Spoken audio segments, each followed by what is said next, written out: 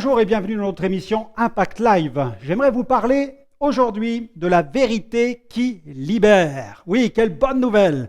La vérité a le pouvoir de nous libérer. C'est le cœur même du message de l'Évangile. C'est un message de libération, un message de délivrance. Et c'est Jésus qui nous encourage et qui nous interpelle au travers de son message, au travers de sa prédication. En effet, nous lisons dans l'Évangile de Jean, au chapitre 8 et au verset 32, Jésus déclare « Vous connaîtrez la vérité ». Attention, il dit « Vous connaîtrez la vérité et la vérité vous affranchira ». Et il ajoute cette parole au verset 36 du chapitre 8 de l'Évangile de Jean « Si donc le Fils vous affranchit, vous serez vraiment libres ».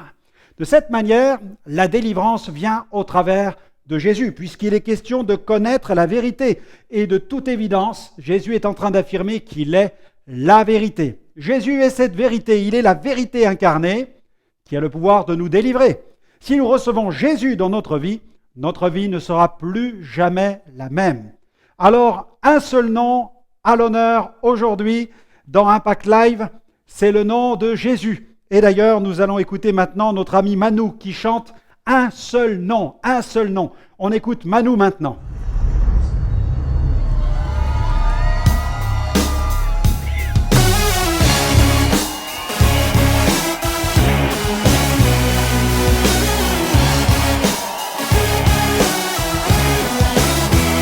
À eux seul revient la gloire. Un seul mérite les honneurs, les acclamations et toutes les clameurs. À un seul revient la totale déférence, les révérences, la proportion, quel est son nom, what is his name? À un seul revient la gloire. Un seul mérite les honneurs, les acclamations et tous les clameurs. À un seul revient la totale déférence, les révérences, la proportion, quel est son nom, what is his name? Il faut donner à César ce qui appartient à César. Donner à Jésus ce qui lui appartient, il n'est jamais trop tard. Il faut redéfinir qui on est clair et ceux qui on met les pleins pas. Faire une classification en adéquation ou pas à côté des bombes.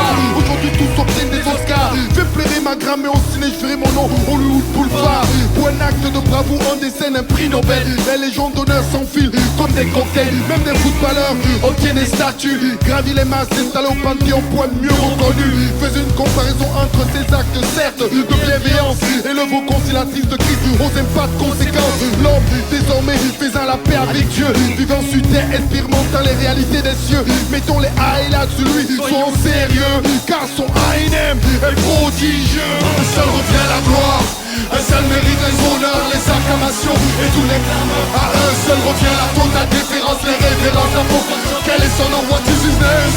À un seul revient la gloire. Un seul mérite les honneurs, les acclamations et tous les clameurs. À un seul revient la totale déférence, les révérences, la profonde. Quel est son nom, what is his name? Jésus. Il est venu du ciel dans une essence virginale. Parole vivante, impact intercontinental. Une sagesse secrète blesse, égalité parfois de scandale. Démonstration d'amour, sortant l'homme de sa destinée fatale. Avec lui, pas besoin de mettre un masque. Ses paroles rendent ta conscience bavarde et stoppe tes phrases. Changeant le cœur dur en le rendant flasque. Aimant tous les hommes, les Camerounais, les Finlandais, même les Basques. Puissance incarnée comme le vent et saute ses bourrasques. Avec quoi pourrais-je acheter la paix du cœur? Réinitialiser ma conscience, sentir ce bonheur. Pour une vérité si claire, je viens de voir passer ma peur. Jesus, God set you free. Viens, par la prière confesser tes fautes. Tu vivras la tête haute. Come try and receive. Pas besoin de service après-vente. Tu verras la Pentecôte. Tout le monde comme ça. Un seul revient la gloire. Un seul mérite les honneurs, les acclamations et tous les. À un seul revient la totale déférence, les rêves. La proportion, quel est son nom, what is his name? À un seul revient la gloire. Un seul mérite les honneurs, les acclamations et tous les. À un seul revient la totale déférence, les rêves. La proportion, quel est son nom, what is his name? Jésus. Pense que les choses continueront comme ça, que les hommes vivront loin de l'idée de l'au-delà.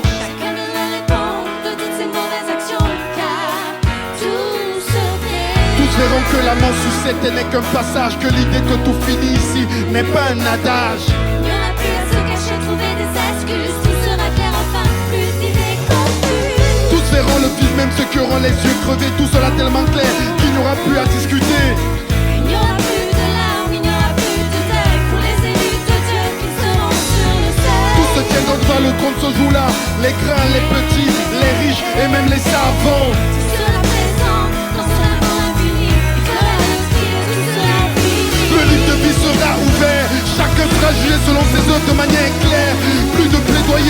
avocats. Il faudra juste se taire, les preuves du mal seront là et les procès s'accélèrent. Tu dis ces gens aux hommes, personne ne fera le fier. La mort, le séjour des morts seront jetés dans les temps de feu. Quiconque ne connaîtra pas Christ sera jeté dans les temps de feu. C'est l'enfer, c'est pas le jeu.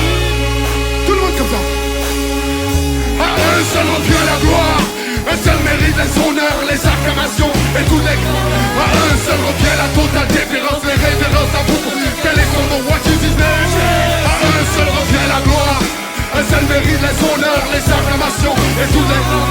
À un seul revient la totale déférence, les révérences, la proportion, quel est son nom, what is his name? À un seul revient la gloire, un seul mérite les honneurs, les acclamations et tous les grands. À un seul revient la totale déférence, les révérences, la proportion, quel est son nom, what is his name? À un seul revient la gloire, un seul mérite les honneurs, les acclamations et tous les grands. À un seul revient la totalité, les révérences, la proportion, quel est son nom, what is his name? Quel est son nom, what is his name? Quel est son nom, what is his name? Quel est son nom, what is his name? Quel est son nom, what is his name? Quel est son nom, what is his name? Quel est son nom, what is his name? Quel est son nom, what is his name? Quel est son nom, what is his name? Merci.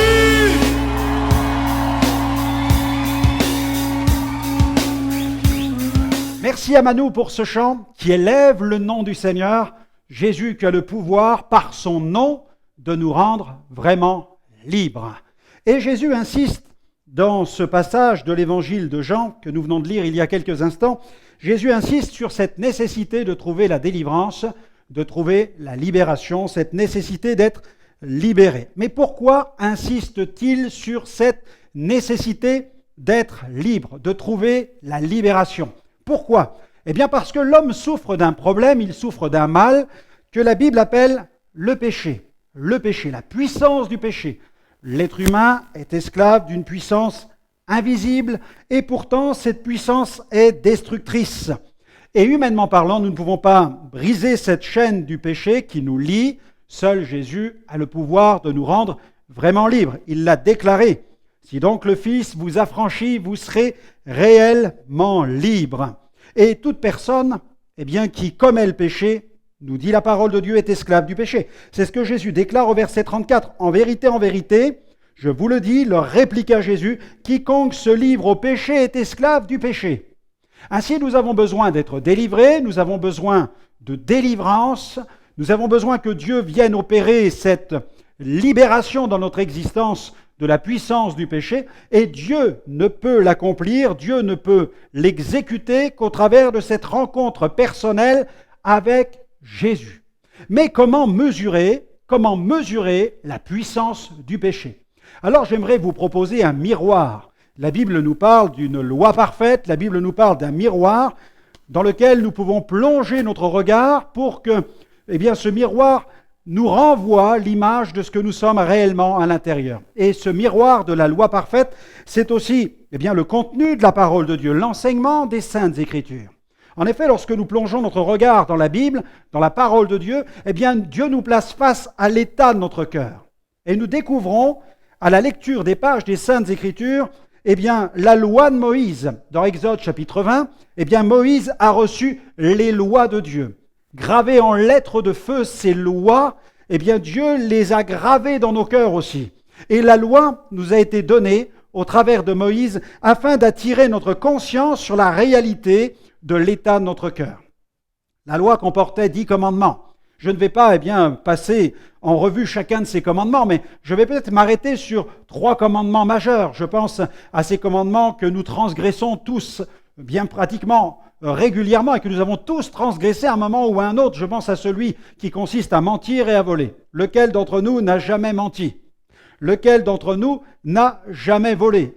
Comme cette dame qui me disait, mais monsieur le pasteur, je n'ai jamais volé dans ma vie. Oh, juste des bricoles. La loi, c'est comme un test.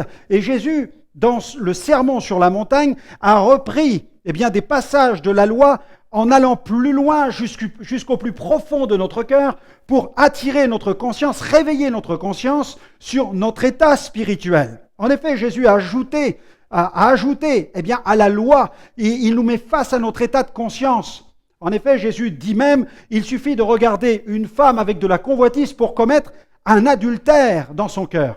Sans même passer à l'acte, Jésus dit, si tu regardes une femme avec de la convoitise, eh bien tu es déjà en train de commettre un adultère au plus profond de ton cœur. La Bible dit que le péché, c'est la transgression de la loi. Tu ne tueras point, tu ne voleras point, tu ne mentiras point, tu ne convoiteras point les biens de ton prochain.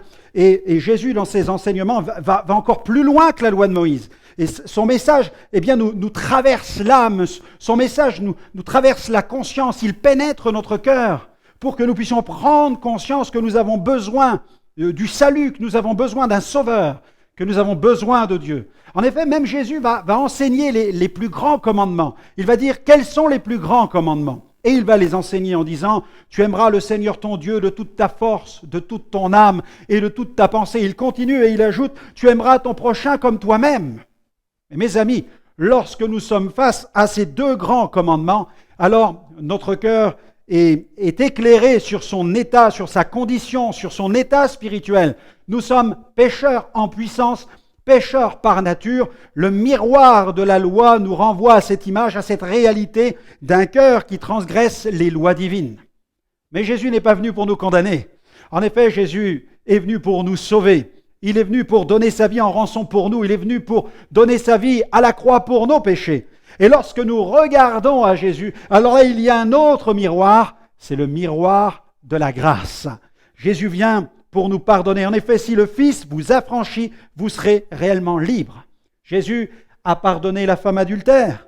Jésus a libéré le possédé de Gadara. Jésus a transformé la vie de la femme samaritaine. Jésus a pardonné les péchés de ce dénommé Zachée qui détournait de l'argent et qui a pris conscience de l'état de son âme. Jésus a pardonné les péchés d'un homme qui était infirme, qui était porté par 4 hommes. Et cet homme était dans un état de délabrement non seulement sur le plan physique, mais aussi sur le plan moral. Et Jésus a pardonné ses péchés et il a même donné une preuve de son pouvoir qui est capable de pardonner nos péchés en permettant à cet homme de marcher. Il a ordonné à cet homme de marcher. Cet homme s'est levé, il a marché. Il a dit à la foule, lequel est le plus aisé de dire au paralytique, lève-toi et marche, ou de pardonner des péchés. Et Jésus a déclaré, afin que vous sachiez que le Fils de l'homme a sur la terre le pouvoir de pardonner les péchés, Jésus a déclaré à cet homme, lève-toi et marche, et l'homme a marché. Nous avons aussi le brigand sur la croix. Le brigand sur la croix a reconnu ses péchés et il a été pardonné. C'est l'heure pour vous de regarder vers Jésus et votre vie va refléter la gloire de Dieu. Jésus peut pardonner vos péchés, vous libérer de toute condamnation, de toute culpabilité, de la peur du jugement et de la mort. Là maintenant, je vous invite à recevoir Jésus.